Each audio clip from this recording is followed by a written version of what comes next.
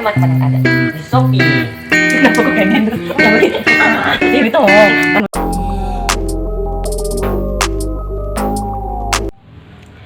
Halo semuanya, assalamualaikum warahmatullahi wabarakatuh. Gimana kabar kalian semua? Semoga bisa sehat selalu dan tetap menjaga kebersihan. Oke, jadi di video kali ini aku tuh pengen ngebahas sesuatu yang beda gitu dari sebelum-sebelumnya. Aku ingin membahas sesuatu yang kita tuh sering menggunakan dalam kehidupan sehari-hari gitu. Nah, kira-kira apa ya?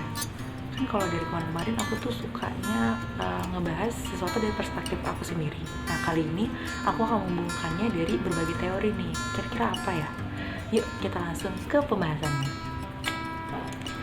Oke, jadi kali ini aku ingin membahas tentang revolusi industri. Nah, apa sih revolusi industri itu? Jadi, revolusi industri itu adalah keadaan di mana banyak aspek kehidupan yang mulai terpengaruh oleh perkembangan zaman. Revolusi industri itu kayak perubahan kehidupan kita tuh kayak jadi ada yang bisa jadi lebih efisien, ada yang lebih mudah gitu.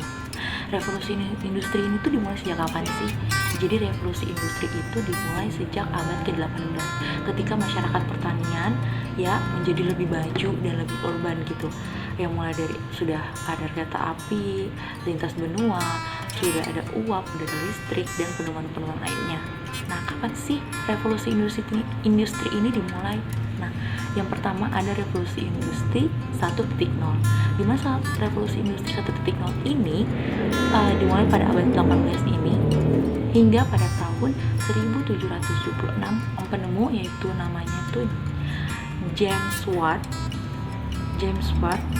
menemukan mesin uap. Nah, dari situlah dimulainya revolusi industri 1.0. Nah, setelah 1.0 kita berlanjut lagi nih ke revolusi industri 2.0. 2.0 itu kapan sih sebenarnya? Jadi, pada revolusi industri 2.0 dia dimulai pada abad ke-20. Nah, apa sih sebenarnya yang ditemukan pada abad 20 ini? Nah, ketika mesin uap ini udah pada berkembang nih ya, tapi kan tujuannya itu supaya kita nggak terlalu banyak menggunakan tenaga manusia. Tapi ternyata setelah dilihat mesin uap ini tuh kayak masih ada banyak banget kekurangannya gitu. Jadi pada abad ke-20 ini ketika revolusi industri 2.0 ini mulai dikembangkan, maka ditemukanlah bahan berjalan atau listrik. Nah, setelah revolusi industri 2.0 maka berlanjut ke revolusi industri 3.0. Kira-kira apa sih sebenarnya yang didapatkan pada revolusi industri 3.0 ini? Kan yang 1.0 itu udah ada mesin uap, 2.0 ada listrik sama ban berjalan. Nah, 3.0 itu apa sih sebenarnya? Pada revolusi industri 3.0 ini malah mengembangkan pengetahuan dari manusia. Jadi pada revolusi 3.0 ini kita tuh lebih mengandalkan manusia dalam berekspresi, dalam menemukan sesuatu yang baru, dalam berpengetahuan. Jadi kita menggunakan pengetahuan dari manusia itu untuk mengembangkan zaman, mulai dari perkembangan industri teknologi, mulai dari perkembangan industri pendidikan, mulai dari perkembangan industri keuangan dan lain sebagainya. Nah, setelah revolusi industri 3.0 ini jadilah sekarang revolusi industri 4.0 yang kita rasakan sekarang. Kira-kira apa sih sebenarnya 4.0 itu? Revolusi industri 4.0 itu apa sih sebenarnya? Nah, mau tahu jawabannya? Nah, kita lihat ini dulu ya, contoh satu ini. Wih, pada lapar kak. Ih, kok lapar? Goyek saja. Iya. Pada gue ternyata. Nah, video sebelumnya ini itu adalah salah satu contoh dari penemuan revolusi industri 4.0 atau perkembangan revolusi industri 4.0. Jadi mana kita bisa menggunakan aplikasi-aplikasi atau fasilitas yang sudah dikembangkan dari industri 4.0 ini. Nah, apa aja sih sebenarnya revolusi industri 4.0 ini? Jadi, revolusi industri 4.0 ini menerapkan konsep otomatisasi, di mana konsep ini manusia bisa melakukan segala hal, bisa melakukan beberapa pekerjaan dengan mengefisiensikan waktu tanpa mengeluarkan tenaga sama tanpa mengeluarkan biaya. Jadi kita cuma duduk aja, terus main handphone, terus udah selesai, kelar gitu. Jadi kita cuma nunggu aja, cuma nunggu hasilnya aja, kita cuma megang handphonenya aja gitu. Nah, pada revolusi industri 4.0 ini udah banyak digunakan oleh industri seperti teknologi maupun pendidikan. Nah, penerapan revolusi industri 4.0 ini udah banyak dipakai pada pabrik-pabrik juga nih, pabrik-pabrik saat ini. Nah, itu dinamakan dengan namanya smart factory. Nah, seperti kalian lihat nih, seperti contohnya kita berfokus pada pasar online. Pasar online seperti kalau kita ingin belanja nih, kita nggak usah pusing-pusing lagi pergi ke toko atau ke pusat perbelanjaan. Sekarang udah ada Shopee, udah ada Tokopedia, udah ada JDI, Blibli.com. Sekarang udah banyak pasar-pasar online yang dikembangkan oleh industri-industri yang ada di Indonesia gitu. Nah, selain pasar online, kita bisa lihat nih dari restoran-restoran atau rumah makan. Sekarang kita nggak perlu lagi untuk datang ke restoran atau perlu harus datang ke ke rumah makannya. Sekarang udah bisa kita menggunakan aplikasi Gojek, dimana aplikasi Gojek itu udah banyak lagi nih fasilitasnya, banyak lagi nih susunan, ada GoFood, ada GoPay, ada GoMart, ada apa segala macam, udah komplit gitu. Jadi kita cuma tinggal duduk aja, kita cuma pegang handphone doang gitu. Nah, dari sinilah kita bisa lihat bahwa revolusi industri 4.0 ini bisa mengubah kehidupan kita sehari-hari, yang dimana dari kita yang selalu bepergian, dari yang kita selalu kayak nggak bisa diam gitu, akhirnya sekarang kita bisa melakukan semua pekerjaan melalui online seperti itu. Nah, mungkin kita lihat satu contohnya.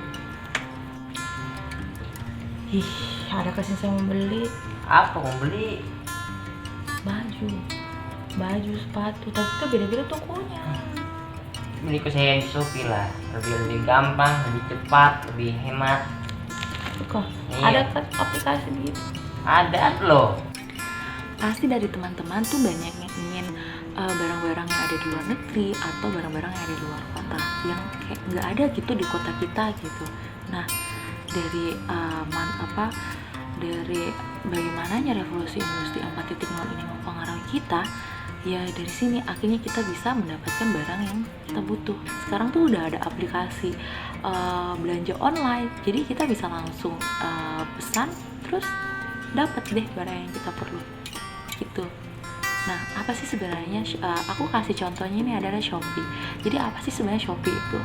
Ya, Shopee itu adalah situs elektronik komersial yang berkantor pusat di Singapura. Nah, di bawah naungan SEA Group atau C Group yang didirikan pada tahun 2009. Nah, Shopee ini pertama kali diluncurkan di Singapura pada tahun 2015 untuk membantu masyarakatnya dalam berbelanja. Mungkin aku kembalikan lagi ke teman-teman gitu. Menurut kalian, apa sih sebenarnya yang paling berpengaruh dalam kehidupan kita dengan adanya revolusi industri 4.0 ini? Komen di bawah. Oke, mungkin kita next lagi di yang terakhir.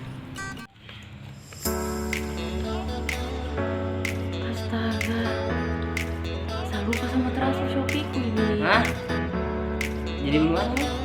Malam nih, ngapain sih transfer? Jangan keluar lah. Yang mana tadi? Masih mobile banking. Oh, bisa aja transfer gitu. Iya, kok. Iya. Bisa di mana? Di Play Store atau ya di App Store. Oke, efisiensi, makin efektif ini. Jangan tuh. Iya. Zaman kan sudah modern. Asik sekali modern. Sekarang udah bisa segala hal dengan mudah. Oke, parah. Nah, seperti video sebelumnya ini, jadi kita tuh kayak ada beberapa waktu yang kita nggak bisa keluar, yang kita nggak bisa mengunjungi bank komersial, apalagi bank-bank sekarang. Bank-bank itu bukanya cuma dari jam 8 sampai jam 4 sore. Nah, itu tuh kayak terbatas banget untuk waktu kita, jadi kita tuh nggak sempat gitu untuk mengunjungi bank. Nah, seperti contoh yang tadi ini, itu adalah contoh dari mobile banking, dimana mobile banking ini adalah sebuah layanan dari bank komersial yang untuk melakukan berbagai transaksi perbankan melalui berbagai fitur yang ada di ponsel pintar atau smartphone. Nah, itu juga yang mempengaruhi kehidupan kita sehari-hari. Nah, itu bisa membantu kita ketika kita sudah tidak ada waktu lagi, ketika kita kayak nggak sempat gitu untuk datang ke bank. Jadi ini kita diberikan fasilitas melalui perkembangan revolusi industri 4.0. Nah, sekali lagi aku pengen ngajak kalian diskusi nih. Apa sih yang berbeda dari masing-masing revolusi industri?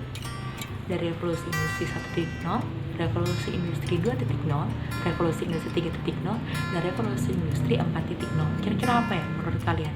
Bisa komen di bawah. Dari semua revolusi industri yang aku katakan, di revolusi industri 4.0 ini adalah zaman dimana kita bisa mengefisiensi waktu dan lebih mudah lagi tentunya. Oke, baik teman-teman semuanya, mungkin cukup sekian yang aku bahas nih dari kalian. Nah, dari tadi kan aku udah banyak lontarkan pertanyaannya. Aku mohon banget mungkin kalian bisa komen di bawah ya, bisa kalian komen di bawah. Jika kalian suka video kali ini, jangan lupa di like. Jika ada kritik dan saran bisa di kolom komentar, dan jangan lupa untuk di share biar banyak orang yang tahu. Terima kasih. Wassalamualaikum warahmatullahi wabarakatuh.